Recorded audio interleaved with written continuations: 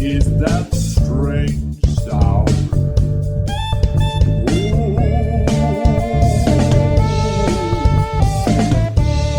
Where can it be coming from?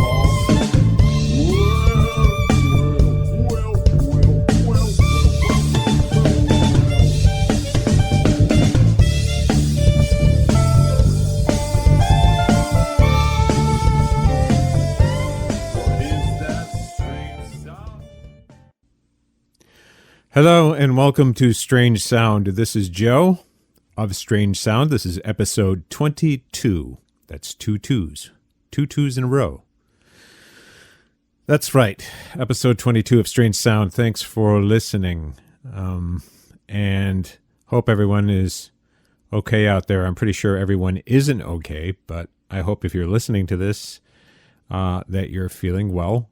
Not because you're listening to this, but because you're just otherwise feeling well in these strange and kind of disconcerting times when people are getting very ill and having a lot of troubles related to the ongoing pandemic, both health-wise and economically. We've all seen a little piece of it. And some people, as I've mentioned in previous episodes, are being hit a lot harder than others. My life has been affected by it, but not nearly as badly as most people, I would say. And it's a scary time. It's a scary and disconcerting time. And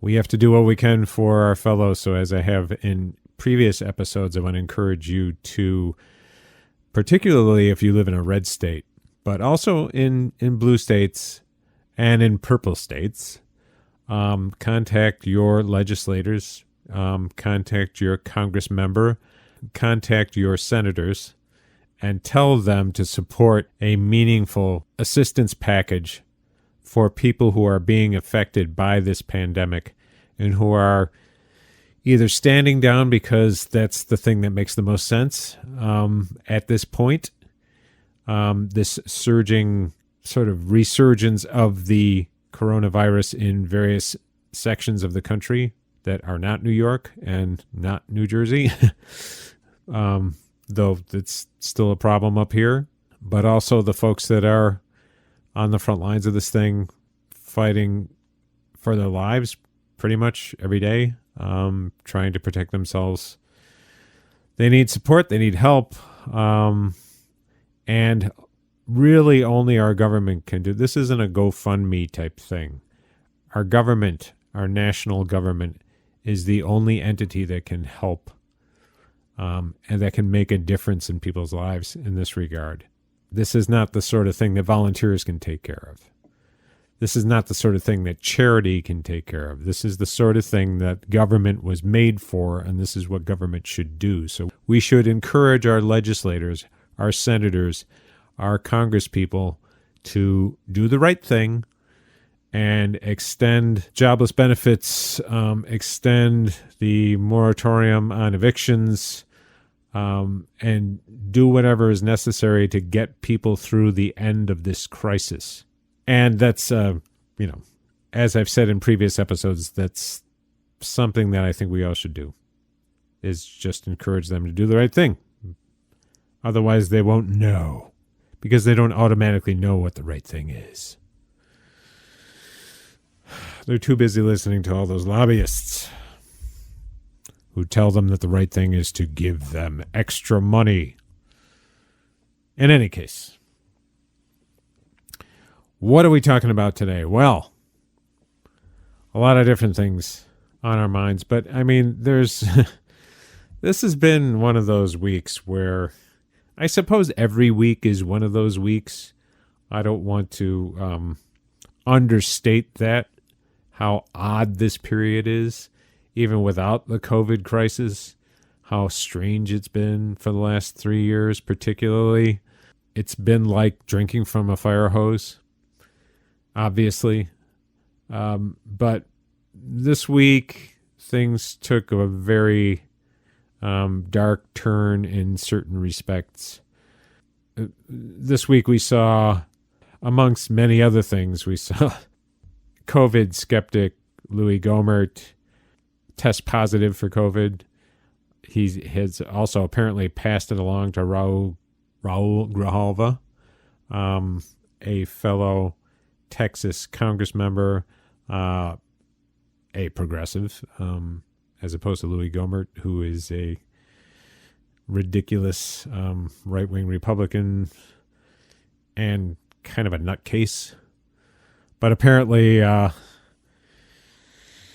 Louis has been sharing his viral load with a lot of other people, including probably a number of his staff members, which is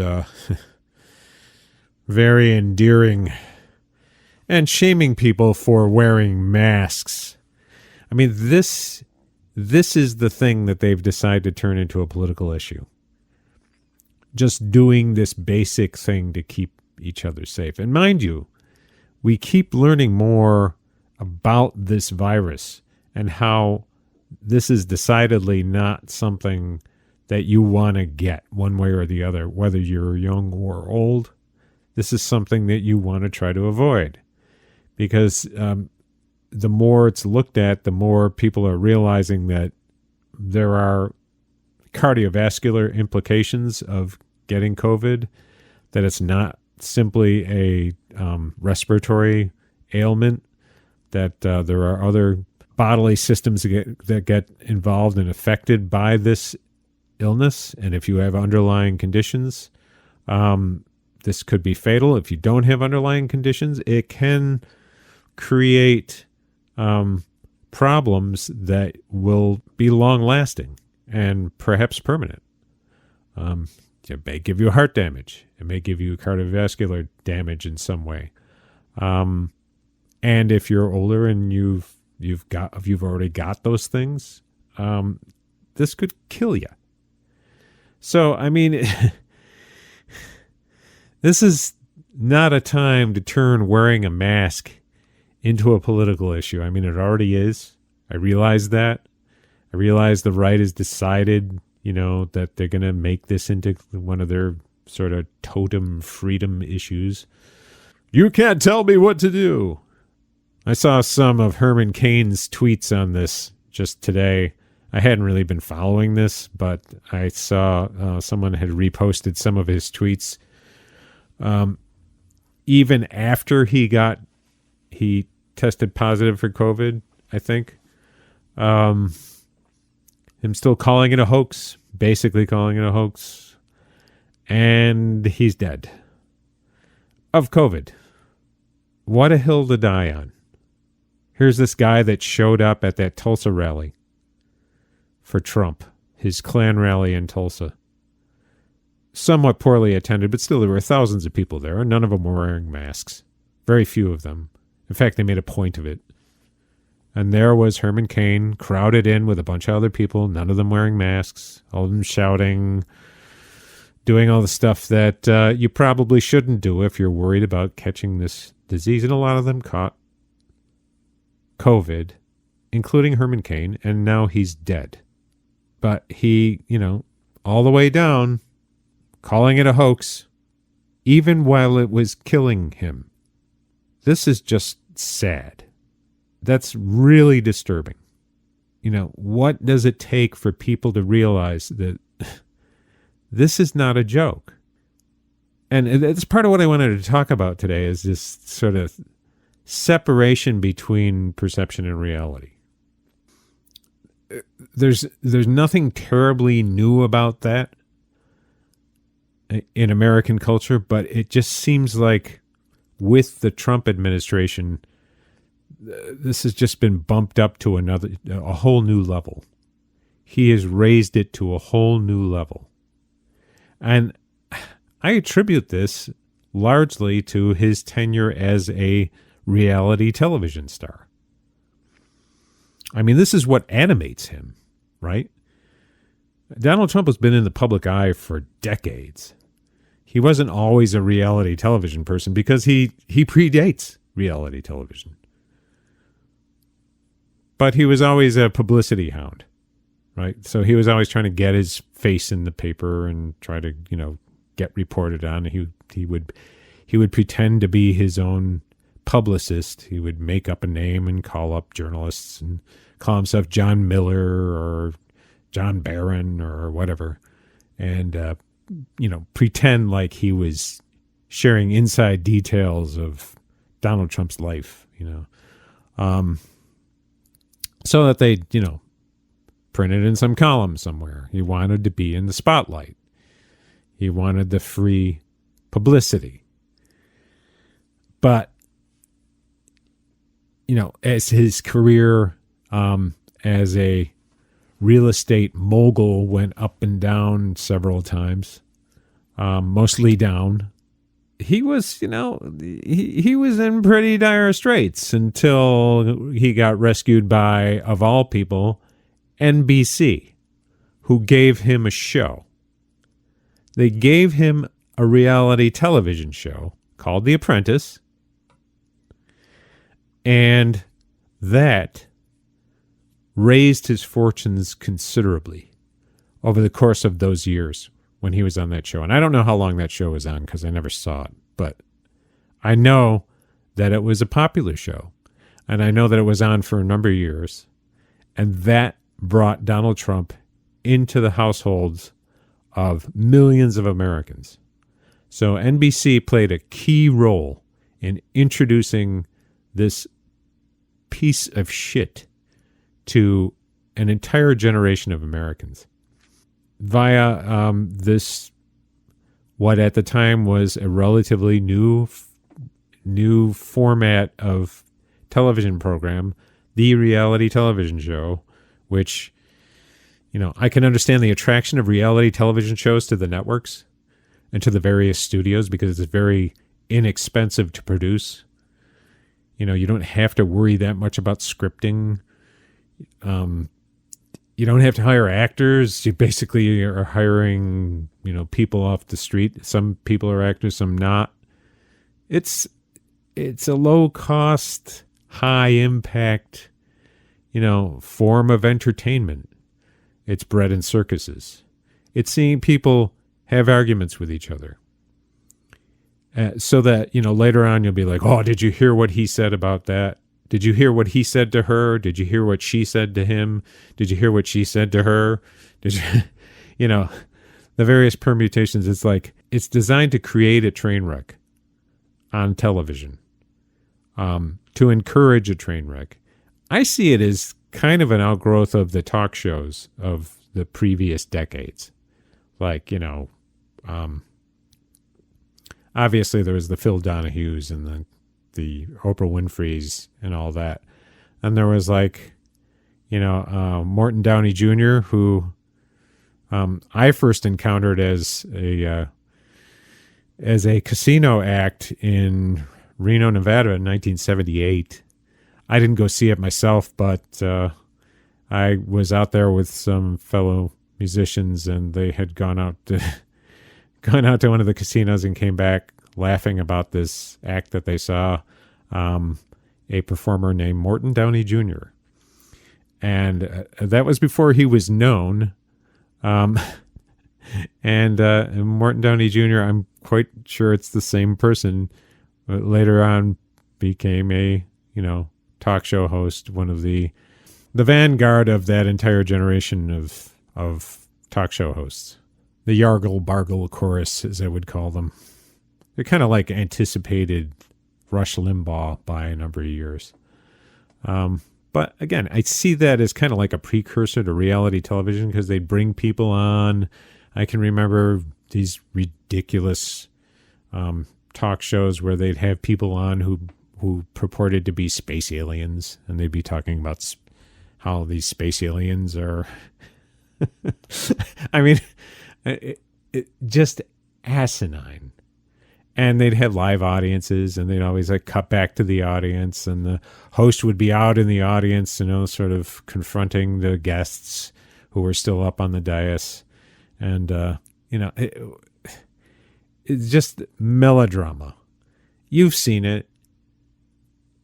If you're of a certain age, if you're close to my age and you you watched television in the 80s, you know what I'm talking about, the Maury Poviches. Constant series of melodramatic confrontations between people, sometimes related to each other.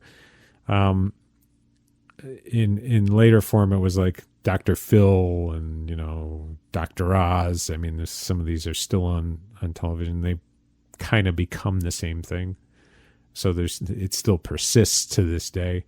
But reality television really was kind of like that, in that they were just kind of throwing people together and creating scenarios and making them do ridiculous things. A lot of times there were these sort of contest things like Survivor, and that's kind of the tradition that The Apprentice came out of, right? And this is what, so I mean, it's the popularity of that. I always hated reality television, but in a way that's partly the reaction they expect out of you, right? You were either like in love with it or you hated it, and the main thing was that you react to it, that you have some kind of emotional response to it, that you have a strong response to it, whether it's positive or negative, right? And that's the sort of thing that Trump encountered. People either loved the guy or despised him. And as a reality television host, he's basically in charge, right? He's the whole show.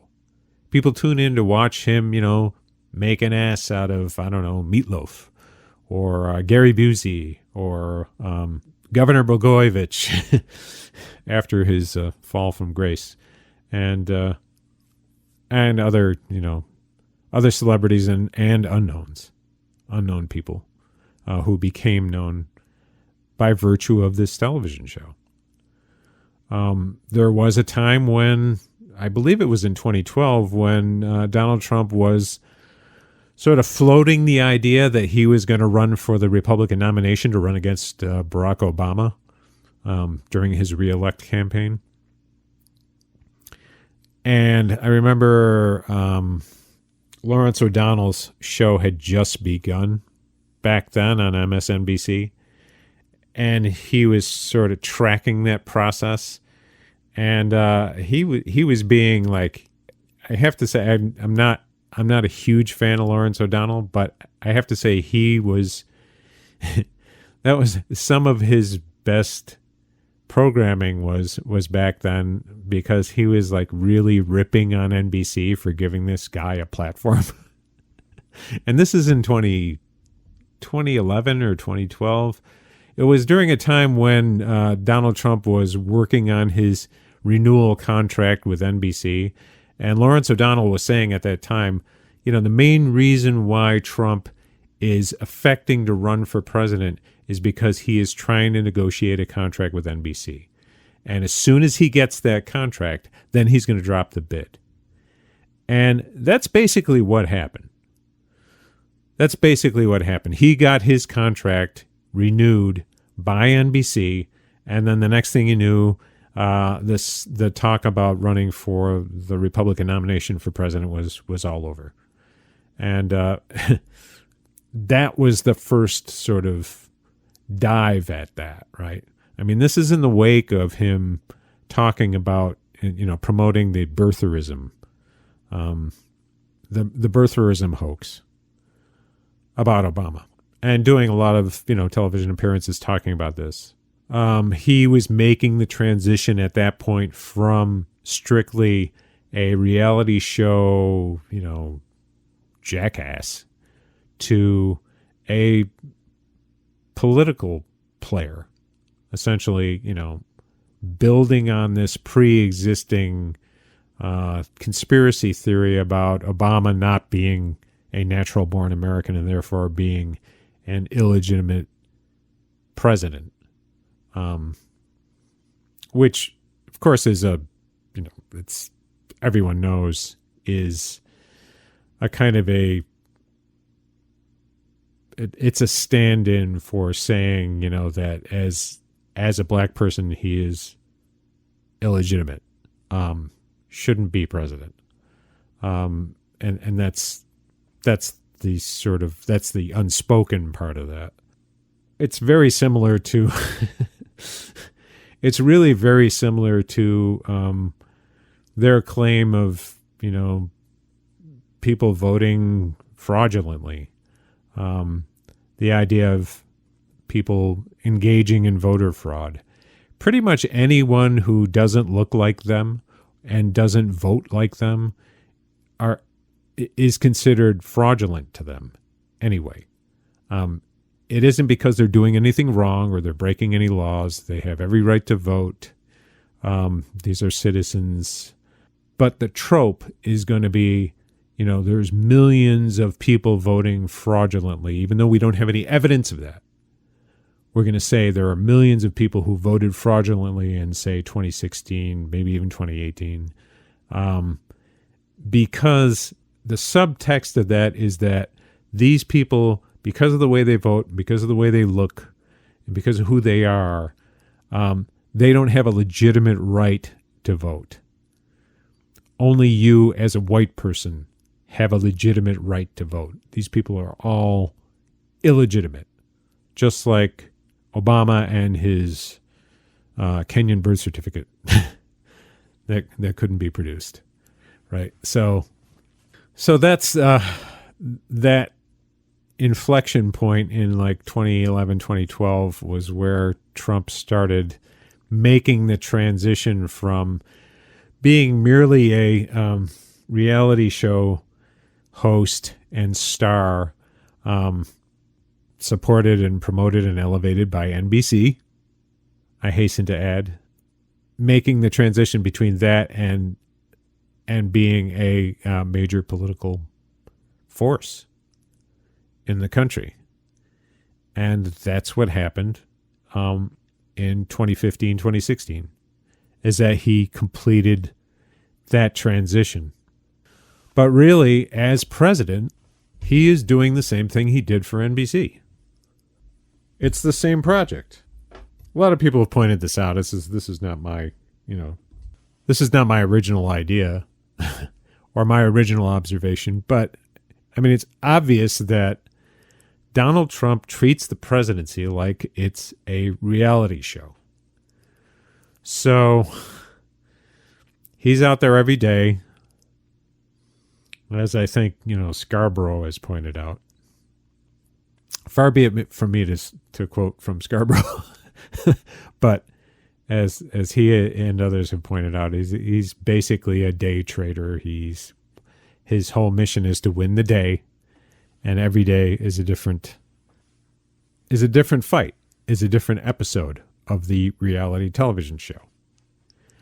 So when he tweets, yes, it's meant to distract you from something else that they're doing, because they're working on several different levels. I mean, they have an administration like every other Republican president. I've talked about this before. It's a lot of times the work of the administration is at odds with the work of Donald Trump himself, or the opinions of Donald Trump himself. Sometimes he departs on a policy basis from the policy of his administration. It isn't always the case, but occasionally the case, where he's sort of talking over it. But he is, in essence, a reality show president, in that he's treating the United States government as if it's his set on The Apprentice, right? He treats it with all the seriousness of a season of The Apprentice. So when he tweets that, maybe we should delay the election, maybe we should not have the election on November 3rd, everyone reacts, and it's like the reaction to a reality television show. So a lot of us hate it. Some of his followers, I'm sure, love it. They love the idea. But a lot of people react negatively to that. But it's the fact that you react at all. That to them is success. They're getting a rise out of you. in some way. You're responding to it in some way. And that in some way legitimizes the rhetoric or the policy. And again, he has absolutely no personal investment in the institutions of government. He has no respect for the institutions of government. Flawed as they are, our constitutional government is what we have, and it is all that we have. And he just sees that as another prop to use in his reality television show. If he wants to tear up the Constitution, if he wants to ignore relevant statutes saying that, November 3rd is going to be the election this year, the national election is going to be held on November 3rd, then he'll do that and not feel any compunction about it, because that'll get a rise out of people. And that's what makes people particularly nervous about this sort of thing across a broad spectrum, because in this reality show presidency, we don't have a sense that there's anyone who's able to wield power who is also willing to constrain this president. We've seen the House of Representatives sort of impotently try to constrain this president and be unable to do so. In essence, cause him a couple of headaches, but not really stop him. We've seen the Senate completely unwilling to constrain him at all. They will not constrain him. They will never remove him. Any thought of impeaching this president is just ridiculous. They're never going to remove him. So when he says something like, well, I'm going to violate the Constitution, I'm going to violate relevant statutes having to do with when elections are held, I'm going to undermine public confidence in elections by saying that, vote by mail is fraudulent, that it's going to be massive fraud, setting the predicate for disputing the results of the election, particularly if it doesn't go his way. And this makes people nervous because they know that they don't really have, that we don't have anyone capable of constraining the power of the presidency, even though the president doesn't really have direct authority over administration of elections in the United States, from what I understand. I mean, elections in the United States are locally administered. I mean, there's a federal interest in it. There's a state interest in it, but elections are held by, localities. And the dates of the elections are set by state and federal government. And they are a matter of statute. We've held elections, we held an election in the Civil War. We've held elections through various conflicts and pandemics and you name it. There's absolutely no reason why we wouldn't have an election. But the president is treating government like it's his reality show set, like it's his cheesy NBC reality show set. And whereas someone might hesitate before toying with the idea of transitioning the United States into an autocratic regime, for Donald Trump, that's there's a kind of attraction to that, because that would get people's attention. That would either make people mad or make them happy, right? But it would get a bunch of eyeballs. That's all he cares about. Well, that may not be all he cares about. He cares about self-enrichment, but that's his path to self-enrichment, right? Is to get people's attention. And if he turns the United States into an authoritarian regime,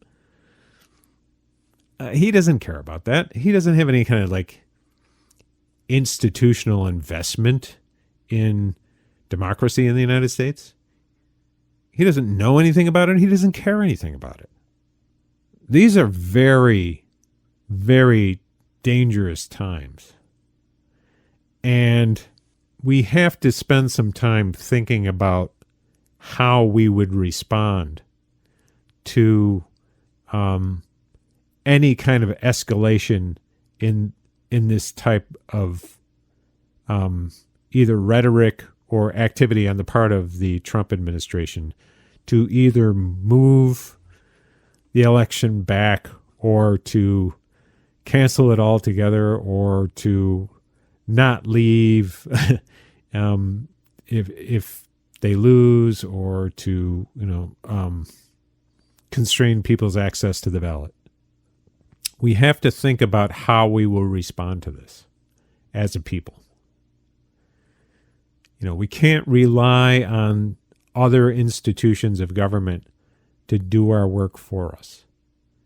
We can encourage them to do so. We can press our senators and our congresspeople.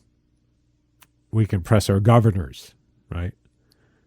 We can try all of that, but we also have to rely on our own ability to organize and to act collectively to respond to this. Because if Donald Trump doesn't take government seriously, if he just sees it as a means to, create a stir, it's like being in the hands of a petulant child. It's like a Twilight Zone episode. It's really disturbing. But again, we have to be ready for what could happen. I think what's likely to happen is that there will be, cries of fraud from the Trump camp, regardless of what happens in the election, whether it goes his way or not. They'll do the same thing they did in 2016, except ratchet it up to 11, right? That's what they'll do.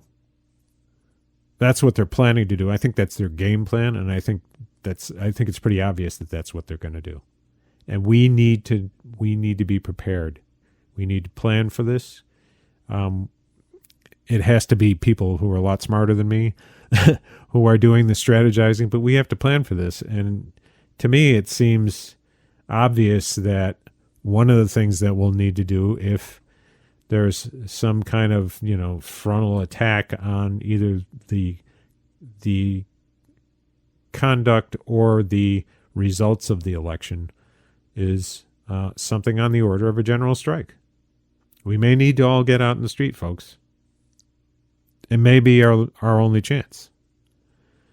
I mean, like I said, we need to come up with a strategy that's more nuanced than that. But we have to be prepared to do whatever is necessary to defend whatever, constitutional institutions we have that keep us from being a dictatorship. Because if letting the United States fall into some kind of dictatorship helps Donald Trump, raise his profile and brings him the results that he wants, then he'll do it. I'm sure he doesn't have any compunction about that. And then it'll be just a question of who goes along with him and who doesn't. Anyway, that is my dark vision for this week. That's all I've got to say about that.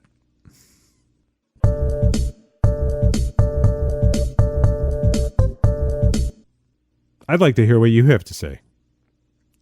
I'd like to hear your thoughts on this.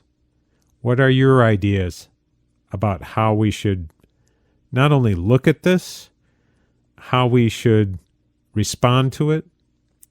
Are we prepared as a society to do what we need to do? I mean, these are all questions that I think we all have to consider.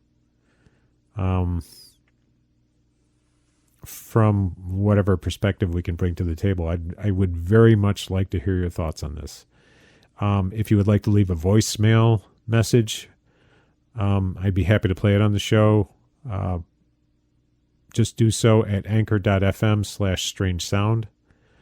You can find me on Twitter at Strange Sound Pod. You can also find links to our social media properties at anchor.fm/strange sound. We have a Facebook page and we have a YouTube channel and all that stuff. So you can contact us through any of those means, whatever you like. And please do. Be glad to hear from you. Anyway, this has been Strange Sound. I'm Joe. Thanks for listening. We'll see you next time.